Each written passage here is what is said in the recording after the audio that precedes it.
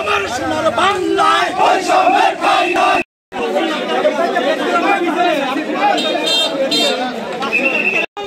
বৈষম্যের ঠাঁই নাই। জাতীয়করণ করতে হবে। আমার সোনার বাংলায় বৈষম্যের ঠাঁই নাই। এবার চাই মুক্তি। আমাদের দাবি মানতে হবে। আমাদের দাবি মানতে হবে।